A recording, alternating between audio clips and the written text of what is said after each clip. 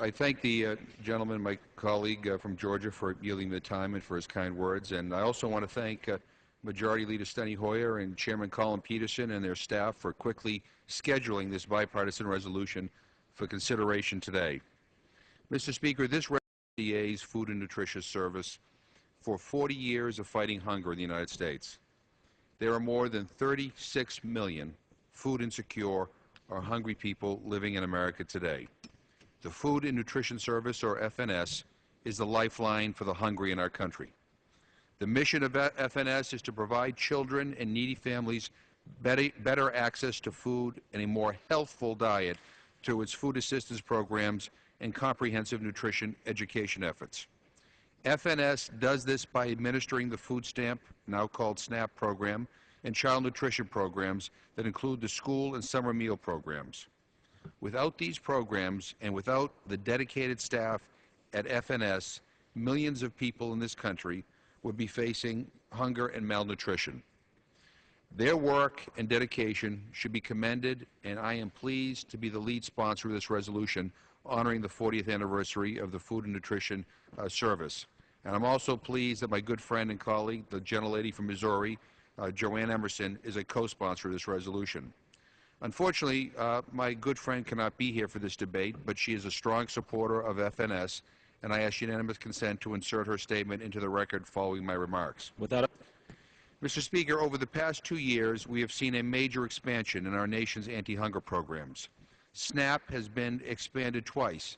First, in the Farm Bill, which expanded both the eligibility and the purchasing power of the program, and second, in the Recovery Act, where the SNAP program benefits were accelerated to stimulate the economy and help families better afford food during this economic downturn. This year, we expect to see the reauthorization of the child nutrition programs, WIC, the school breakfast, lunch, child care, after-school and summer meal programs, and FNS is in the forefront of these programs.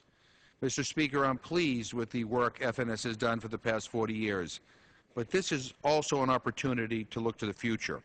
And I'm encouraged by the new administration and the leadership of Secretary Vilsack and his team at USDA. They are exploring ways to fight hunger, and I'm looking forward to developing a strong working relationship with Secretary Vilsack. And while I'm pleased that USDA and FNS have worked so hard at responsibly implementing the anti-hunger programs authorized in the Farm Bill and in the Recovery Act, I am very concerned that there hasn't been more done on President Obama's pledge to end childhood hunger in America by 2015. I encourage the Secretary to use this 40th anniversary recognition to rededicate USDA not only to ending child hunger in the United States, but to start working with members of Congress and other stakeholders on ways to improve the federal anti-hunger programs.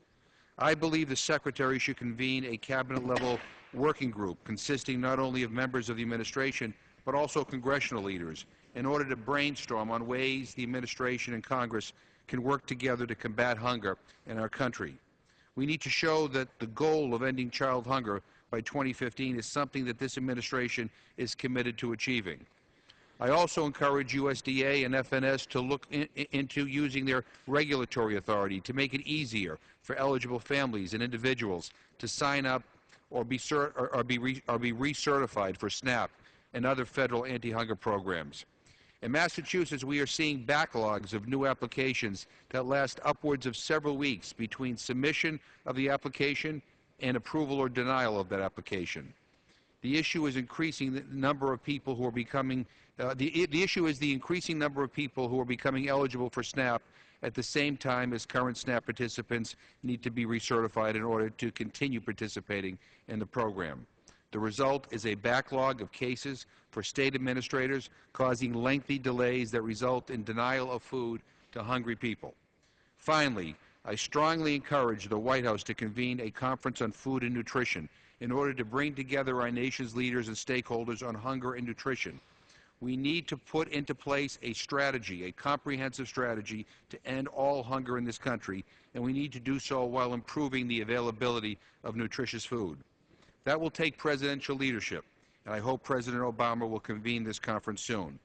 Mr. Speaker, I congratulate FNS on 40 years of great work Once again, I thank Chairman Peterson for his willingness to move this resolution through the process quickly. And I want to thank my friend Mr. Scott for all of his leadership, and I yield back the balance of my time. The gentleman yields back. The gentleman from Pennsylvania, Mr. Thompson.